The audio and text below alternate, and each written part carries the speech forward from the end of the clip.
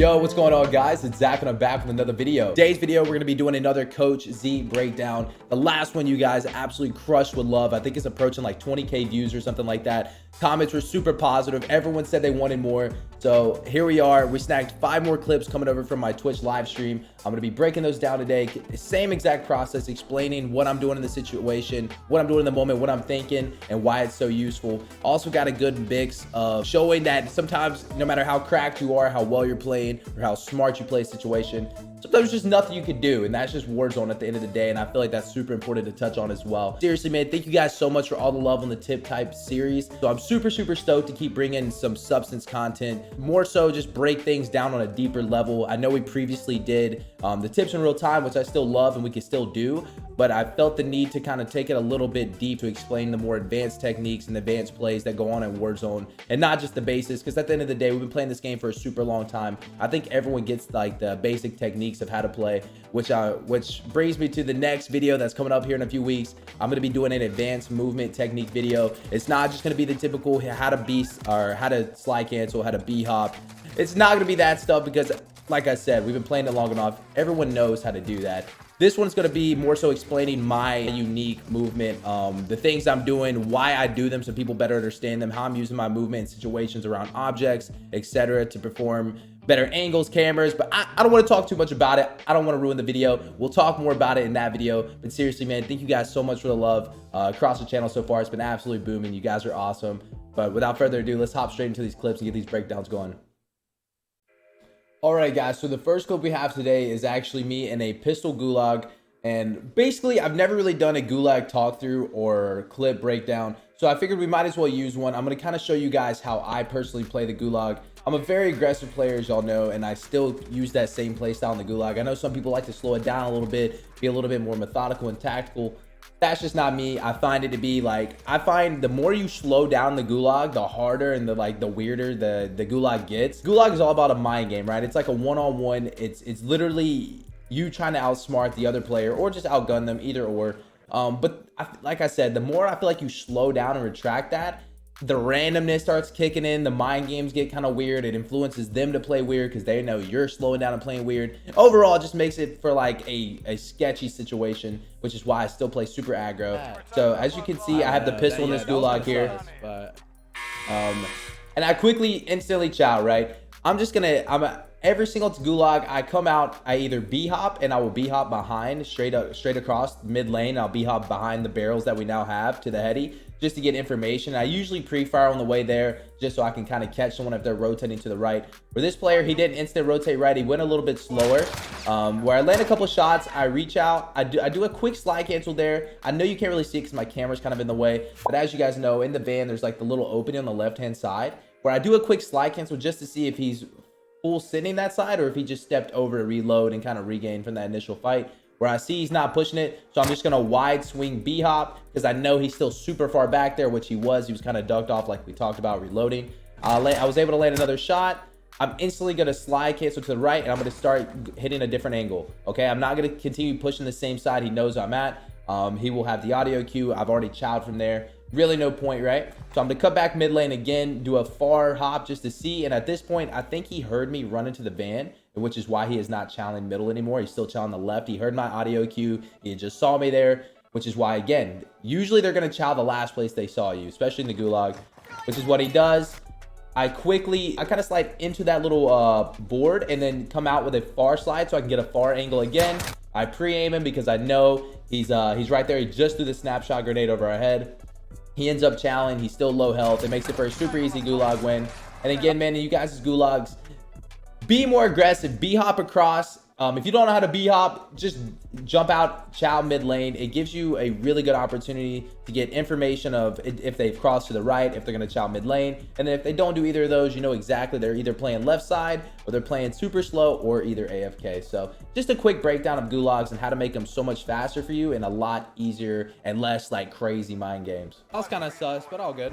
All right, guys. So to start this clip off, I am with my man Joel, Mr. NRG himself. I had just come back from the gulag.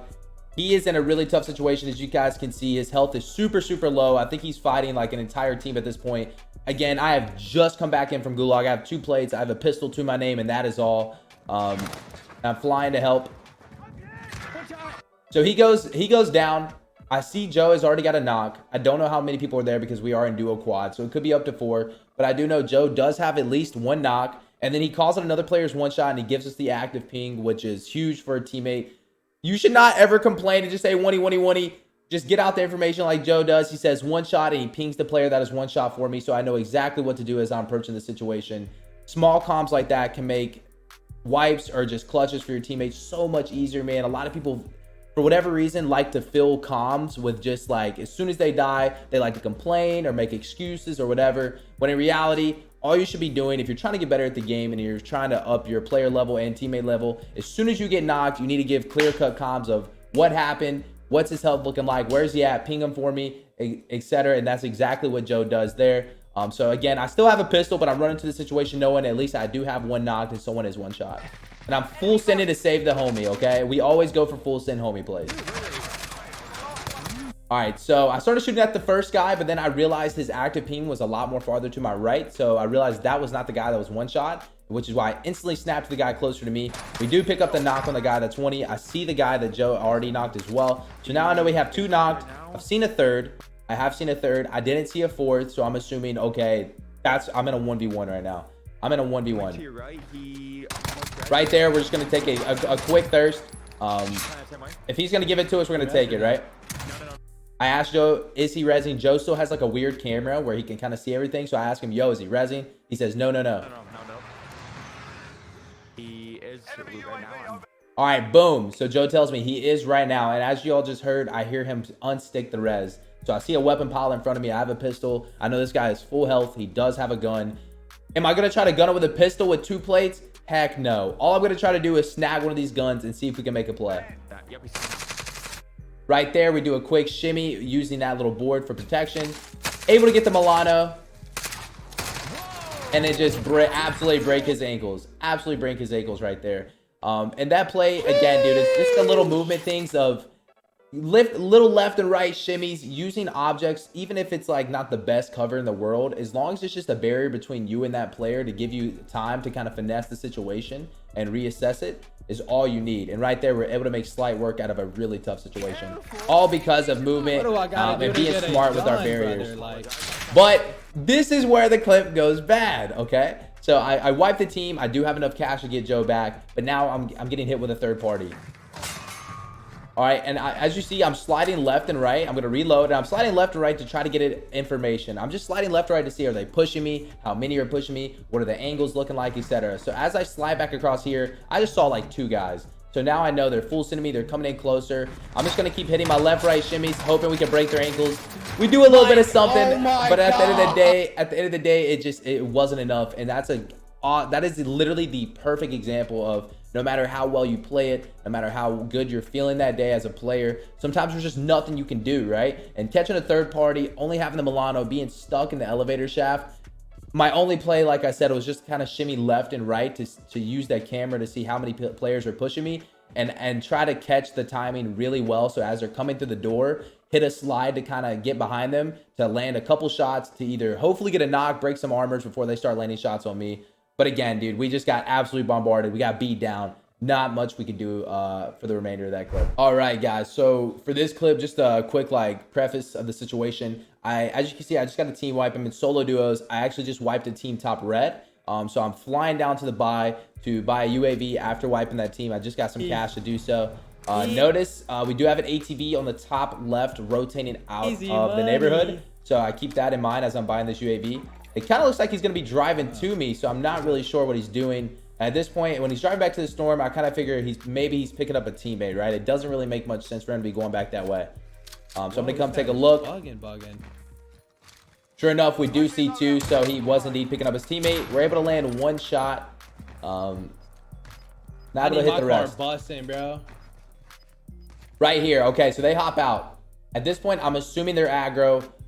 With them hopping out of the backside of the building, I'm going to go ahead and pre-stun this back door because I'm assuming they're flying in, and the fastest way for them to get to me is through that back door. So I'm going to pre-stun it just to see if it hits.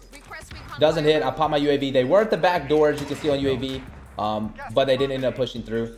Right here, I slide out. I see both, right? They're holding hands. They're looking like very aggressive players. I slide out. I land one pump shot, and I realize that is not it for me. He does nade the door. And since they're looking so aggro, I'm going to go ahead and jump and bounce a stun off the ground.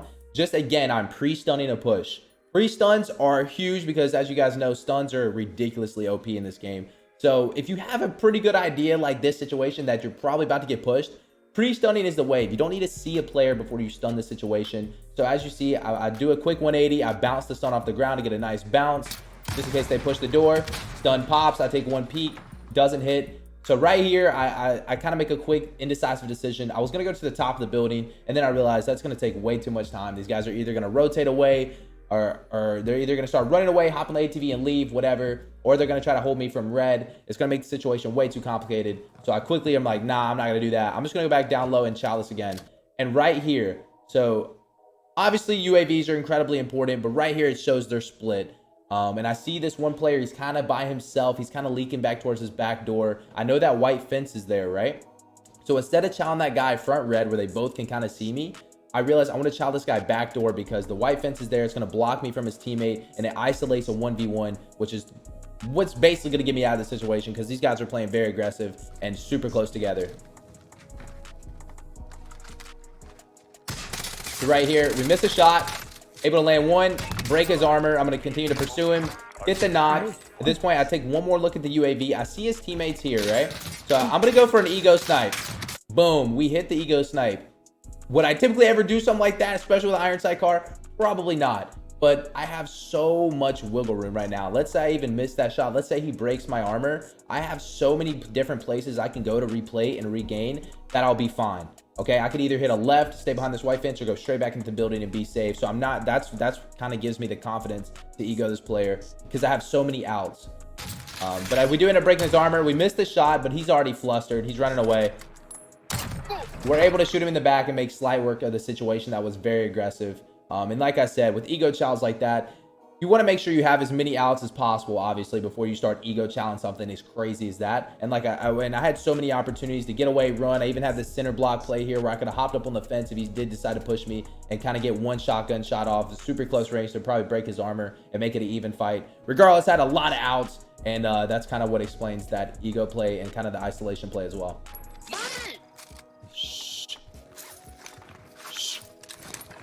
Haha! All right, so for this clip, guys, just a quick preface again. I went to SuperStore, got a quick loadout, and I'm instantly going straight back inside after getting my loadout because we got some more players to go. As you guys can see, I don't have a heartbeat. I do rock stuns. So for this situation, I don't really have a heartbeat. As soon as I grab a deadie, most of the time in Super, if I know people are there, I'm just going to instantly pop it just to get, so I can instantly fly around, get as much information as I possibly can. We spot a guy top window. We break his armor. I'm going to go ahead and full send on that. Like I said, I do have deadie. You can catch him off guard. The pre-stun again just to see if it hits. I do know he's still up there. The stun lands. That was kind of around desk area as well. He's not there. I'm gonna drop out of the window, chase this guy, break his armor, and I'm just gonna full send that. Teammates there, that's fine. We're able to pick him up right here. Get the thirst. Slide in this door. I'm shutting these doors behind me, so I shut the door behind me as I'm plating just to slow down his push. Get up top, fully plate in order to reach out this 1v1.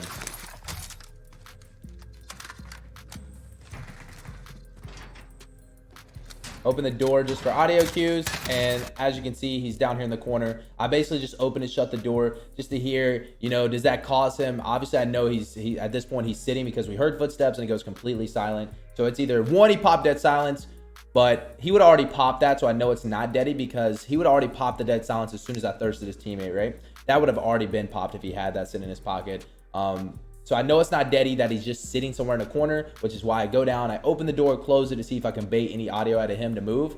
Which he doesn't bait on that, but it's fine. We're ready. We still chow this room. There he is in the corner. We're able to pick up a easy kill. All right, guys. So in this clip, I'm playing with my main man, Iceman Isaac, or NRG Iceman Isaac now. All the homies are going to NRG. But regardless, we're in a duo quad game here. Just to preface it again, Isaac is on an incredible heater. At this point, he's already told me, yo, I think this is my PR game, which is when I kind of lock in as a teammate. I'm not too worried about at this point about getting kills. It's more so staying alive and allowing him to get kills. which is kind of just what we all should do, man. If you got a homie that's on a PR game, I think we all make the homie play to kind of dial back. We got plenty of games to drop burners, right? There's 1,000 other games you could drop a burner in. If your homie's got a really good game going, it's always best to kind of just sit back, be the point guard, and do as much as you can to either stay alive, just be a good support teammate, and hopefully in hopes help them break their PR, which again is what I'm trying to do in this clip. I think he jumped. So Isaac just rezzed me here. We have a ton of people. We have people across that stadium. We have people in the buy. We got people on top of the tower, or this building right here that Isaac is running to. There's a guy up here. So there's a lot of corniness going on. And again, Isaac's on a super burner. He hasn't went to Gulag yet. Top tower. People top stadium. Top stadium. He hasn't went to Gulag yet. The Gulag will be closing soon because we are approaching last circles here in the game. On me. Isaac goes down. How many is it? He's pushing down the buy. You got a mark on him.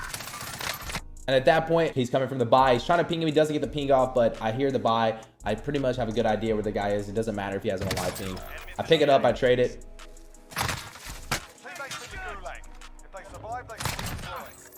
All right, now I'm getting pushed, and I'm not sure if this is the same team or if this is a third party. So I kind of dial it back a little bit, create some space between me and these players, because I don't even know how many it is. Able to quickly get a knock on this guy, and I'm just going to quickly dip. Really no need to press that situation at all. I have no plates. So at this point, I'm just ADSing and I'm listening. I'm baiting this res out on this guy right now. Again, I don't know how many players there are. For sure, I know there's 2. But one of them is knocked, so I'm just listening for a res because I don't have plates to just kind of sling back an ego chow. I'm just waiting on a opponent. Playing it super slow. Spot the guy on the buy, get a huge knock. He pops. I did see a player fly there. This guy wasn't selfing, so I'm kind of confused. But we keep it pushing. So there, that guy on the roof. That guy had been on the roof forever, guys. And again, Isaac's on an absolute burner, man. I'm trying my best to play my life. I do not want to ego chow anything, so I'm quickly going to duck into this room and plate up. This guy on the roof, dude, is such a rat. He was. He'd been on that roof forever, to be honest.